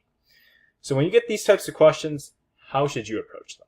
Well, first, I would identify on the very right side what you actually have as the base of the hydrocarbon. In our case, that is pentane. So this is not one of those fancy alcohol, ester, ketone, whatever. So we can just draw out pentane, right? So we have pentane. So pentane, the prefix pent on the reference table P has 5 carbons. So we can just draw 5 carbons. And these are single bonds as well because the prefix, the suffix at the end is ane. Ane, the alkanes group, has all single bonds. All right, so now let's approach the next part, which is the trimethyl. So trimethyl means there's going to be 3 additional methyls that are attached on each of these carbons. Now, where are these going to be attached, right? Like, which carbons are these methyls going to be coming off of? And this is where this part comes in. I wish I could switch color, but whatever. So 2, 2, 4. What does this mean? That means you're going to have methyls on both sides of the second carbon, and then 1 on the 4th carbon. So I'll show you what I mean right here. So if we were to draw this out, we would have 2, 2. So this would be the second one. So the first carbon right here. And so this would be the second carbon. So then we could just draw a CH3, which represents methyl, like this. Let's erase this at the bottom. And we can have another CH3. So in reality, these aren't really 2D. They're 3D and can move around and all that. But that's just how you want to draw it in this case. Now for the 4s, we just count here. So this is 1, 2, 3, 4. So we know our 4th carbon is right here. And let's attach another methyl. So now we finished the trimethyl. So tri means 3. We have 3 methyls there. And now we just have to complete the rest of the molecule. So carbon here, we can just add a hydrogen to each side of this. Same thing here. And same thing here. Boom, boom, boom. Nothing fancy here because if we zoom in on this right here, it's a single bond between those 2 carbons. So it looks like this. Oops. It's going to look like this. Boom, boom, and then boom, boom, boom. So it says a breeder reactor is one type of nuclear reactor. In a breeder reactor, uranium-238 is transformed in a series of nuclear reactions into plutonium-239. The plutonium-239 can undergo fission as shown in the equation below. The X represents a missing product in the equation. All right, so the first question wants us to write a notation for the nuclide represented by the missing product X in this equation. All right, so for all these fission reactions, there's going to be a balance of charge and mass. All right, so here we can see on the left side, we have a total mass of 240 and then a total charge of 94. And on the right side, we have so far 94 plus 1. So we have a mass of 95 right now. But ultimately, we need to balance the mass, so it's 240 on the left side. Oops. So if it's 240 on the left side, we want to subtract 95, and that gets us 144. So our mass is going to be 144. So for our final answer, we can write like 1. Oops, this is not good at all. Let's write 144 over here. All right, now for the bottom side, we have 36 on the right side and 94 on the left side. So that is a difference of 58. So we can write 58 on the bottom. So this 58 right here also represents the protons, all right? So because we know the number of protons, even though this may be an isotope of an element, then we can determine what that element is. In our case, that is going to be Ce. So there we go. And so that should be the nuclide, the missing product X in this equation. There we go. All right, number 2, compare the amount of energy released by 1 mole of completely fissioned plutonium-239 to the amount of energy released by the complete combustion of 1 mole of methane. All right, so here's the thing, right? So combustion is a chemical reaction or a chemical process, whereas fission is nuclear. And the thing is, nuclear reactions and processes release a lot more energy than chemical ones do. Right? So like nuclear, think like atomic bombs, right? Just a vast amount of energy, very unstable.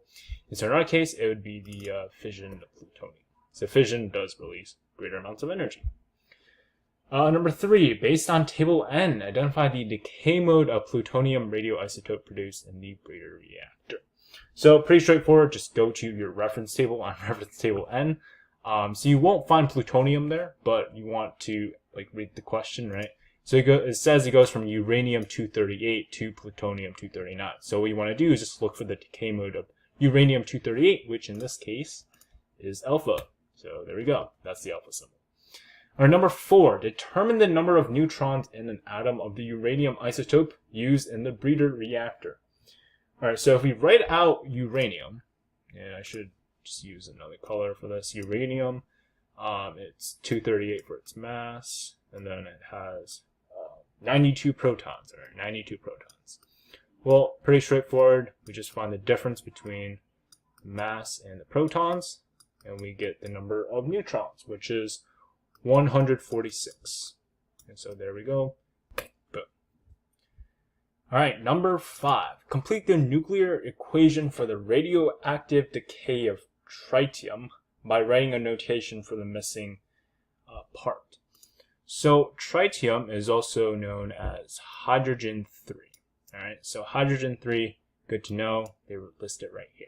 So balance of mass and charge. So on the on the left side we have a mass of 3. On the right side it's 0 because the electron is negligible in mass, and so we know we have to write a 3 on the top.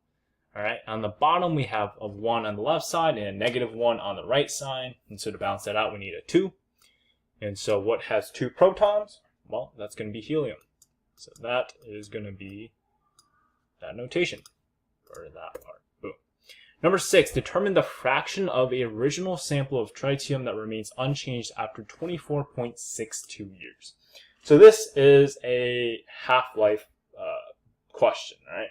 So first off, what is the half-life of tritium, or hydrogen 3? Well, on the reference table, it states that the half-life is 12.31 years. So that's just something to keep in mind here. Now, it says the fraction after 24.62 years. So this is the total amount of time that has elapsed, and this is the total half-life. And so each half-life, 50% of it decays. And so we have 24.62. And how many times does 12.31 go into 24.62? 2 times. So that is 2 half-lives. That is very messy, but whatever. So 2 half-lives pass. All right, so let's write this out. It wants the total fraction. So we start off as 1 because that's just 1 whole. And then after 1 half-life, it decays to 1/2, right? And then it decays 1/2 again. So what's 1/2 of 1/2? Well, 1/4. And so that is our fraction. And I did another way here, but both ways work. Moving on, number 7. Determine the total amount of time that has elapsed when 12.5 grams of the original cobalt-60 sample at the hospital remains unchanged. So what is the original sample here? So it says the hospital keeps a 100-gram sample of cobalt-60. Okay, cool. So we start off with 100, right? And it wants us to know the total amount of time that it will elapse when it reaches 12.5 grams. Okay, so 100 will decay to 1/2 of 100 is 50, so that's 1 half-life, and then it decays to 25, that's 2 half-lives, and then it finally decays to 12.5. So how many half-lives is that? Let's count. So this is 1, 2, 3 half-lives. Okay, so you have 3 half-lives, right? So what is the actual half-life, like the time that it takes to go through 1 half-life for cobalt-60? Well, you can go on your reference table, and the reference table says, let's pull this out, let's see, it says 5.271. All right, so 5.271. I'm not sure what that is, but whatever that is together should be the total amount of time that has elapsed. So 15.8-ish years. All right, number 8. Complete the nuclear reaction below for the beta decay of cobalt-60 by writing an isotopic notation for the missing product. All right, so very similar question like the ones we've done before. Left side is 60, right side is 0, so we need 60 on top. Okay. Left side is 27, right side is -1, so we need 28. So what has 28 protons? Let's check. Looks like nickel. All right, so nickel has 28 protons, and so that should be our notation for that question. Number 9, compare the penetrating power of the two emissions from cobalt-60. Alright, so if we look above here, I wonder if the highlighter actually works. It says that the cobalt-60 is the artificially produced radioisotope that emits gamma rays and beta particles. Okay, wow, that actually looks very realistic on the paper, but whatever. But yeah, so it emits gamma rays and beta particles. So gamma rays have no charge, right? So when you put it through a magnetic field, it's just going to go past. Whereas beta particles are negatively charged, and so they will actually get deflected. And so here, gamma rays have a much stronger emission penetrating power. So yeah, there we go. Number 10, state one risk to human tissue associated with the use of radio isotopes to treat cancer. Well, here's the thing. It's radioactive material, right? So, I mean, if you get it inside your body, okay, it can kill the cancer cells, but it also poses a big risk to the healthy cells. So, yeah. Boom. There we go. It can be harmful to healthy cells. So that does it for the review of Unit 12, and that concludes chemistry, regions at least. So yeah, hope you guys learned something. If you did, make sure you subscribe, and thank you for watching.